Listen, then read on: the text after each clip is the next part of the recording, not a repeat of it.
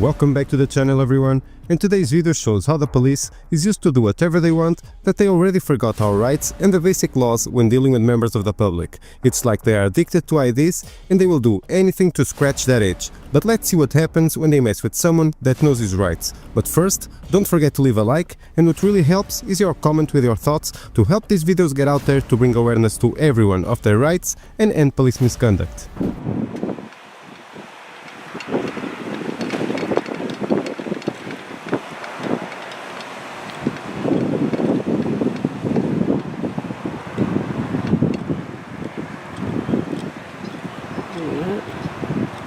Hi, how you doing? Good, how are you? Great, thank you. So Juvenile Hall wanted to know why you're videotaping their building. Just gathering content for a little story I'm working on. Okay. Is that for like school or something? I have a blog and such. Okay. Do you have ID on you? I prefer not to identify. Okay, I'd like to see it. You're required by law to give me your ID. Actually, unless I've been suspected of committing a crime, I'm not required to. You're filming a government building. From okay. a public sidewalk. Right, that's which is fine. perfectly legal. Right. I have the right to detain you, okay? And you're required to identify yourself. Well, you're not being charged with anything. I understand that. I understand that, officer, but I do understand California law. Unless you have reasonable suspicion that I've actually committed a crime, okay. Filming a government building from a public sidewalk, which is protected by the First Amendment, is not a crime. No, but I have the right to detain you to figure out what's going on, okay? Okay. You're addressed in all BDUs, you got a video camera, 2 video cameras, okay? Okay. And Juvenile Hall is concerned.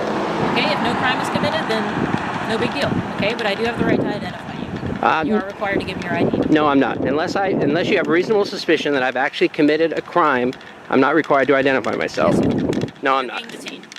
Okay, officer, what am I being detained for? For suspicion of why you're dressed and acting all weird in front of Juvenile Hall. Well, suspicion is not a crime. Right, it's not probable cause. It's reasonable suspicion to detain you to investigate what's going on. Okay, and I just told you what's going on. Well, officer, at this point, I'd like to speak to a supervisor, Sure. so I would ask that you call a sergeant out here. Absolutely.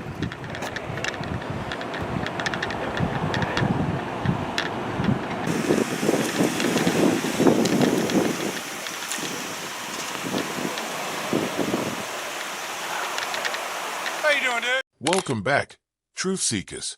What starts as a peaceful day on a public sidewalk is about to spiral into a tense clash between knowledge and authority.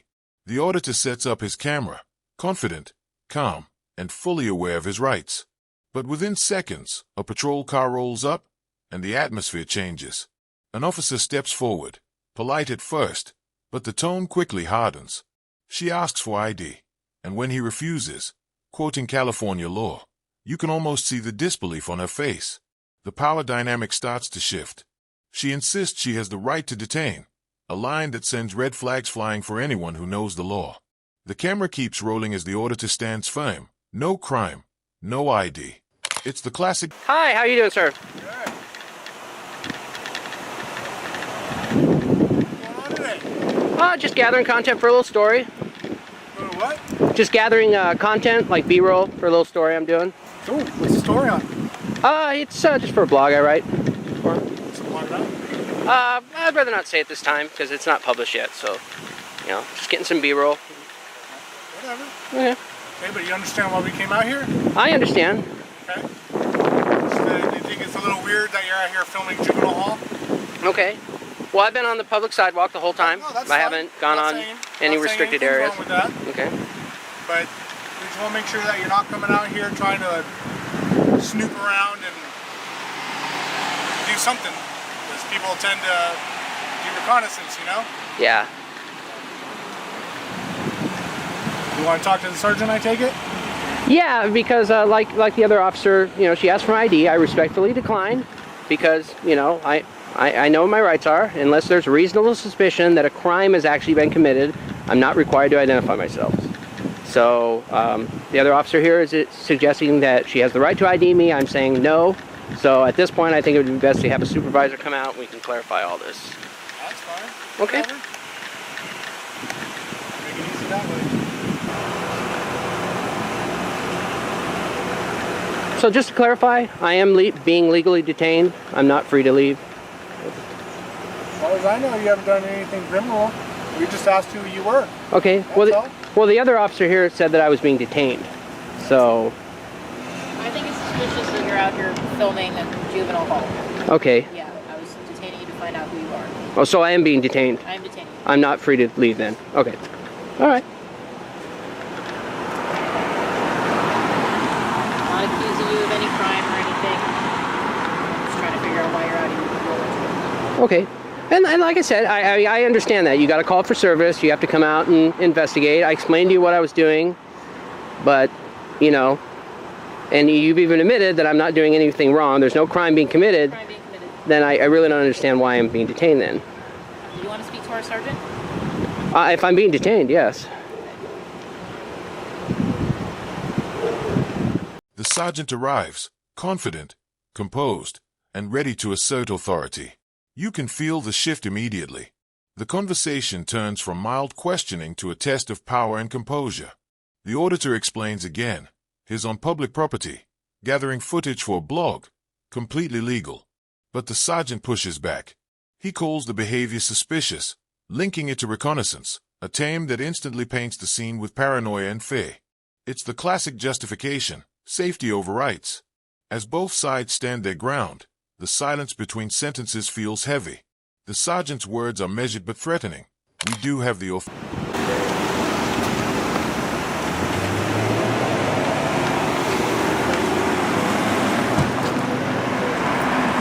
Sergeant Lara, Santa Maria Police Department. Today's date is 1/23 of 2017. The time is 16:13 hours. Are you getting that? Yes, sir. Okay, good. I want a stamp too, okay?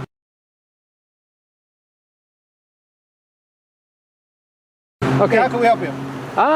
Nothing. I just, your officers made contact with me. I explained to them I'm Okay.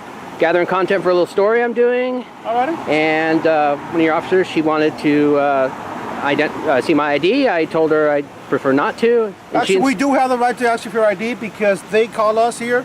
It is a juvenile hall facility here, so we do have your authority. Okay, so if you're doing a story, yes, we do have that right, sir. Okay, and I explained to your officer that unless I understand California law, I've been through this before. Okay.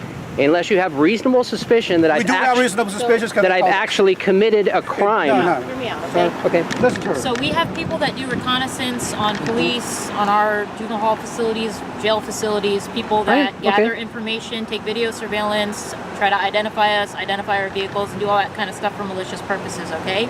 And I'm not saying that's what you're doing. I don't know what you're doing out here. You're saying that you're doing this for a blog or whatever. So we're detaining you to figure out whether or not you're doing this for malicious purposes or completely innocent purposes. And if it's for completely innocent purposes, that's totally fine. But we do have the right to identify you, okay? And if we ID you and everything's good to go, then you're fine. And I have a right to decline because I know the law. I know my right. I'm not trying to be confrontational or anything. But unless you have reasonable suspicion that I've actually committed a crime, I'm not required Yes, sir. Listen to the officer there. to identify myself. So the way a detention works, right?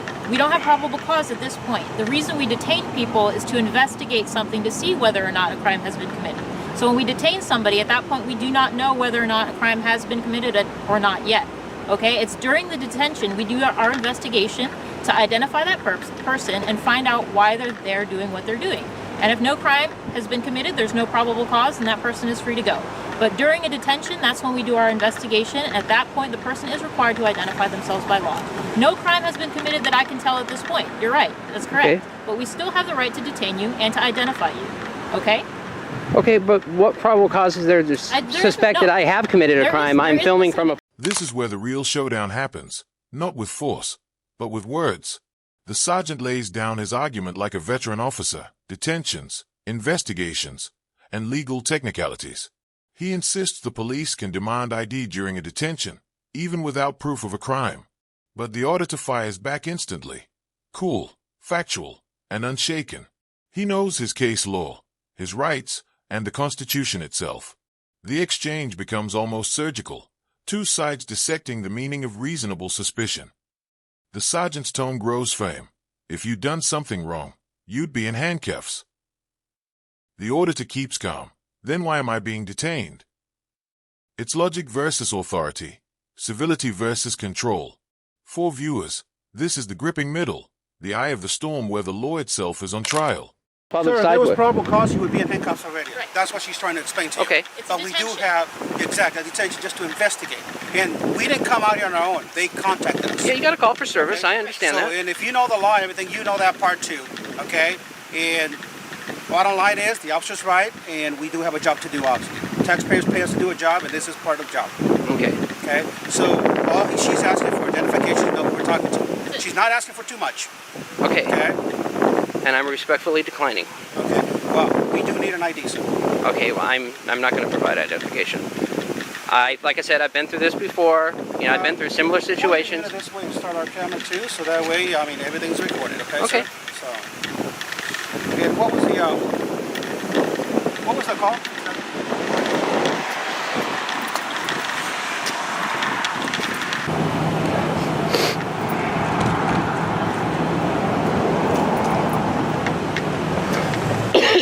All right, this is what's going to happen.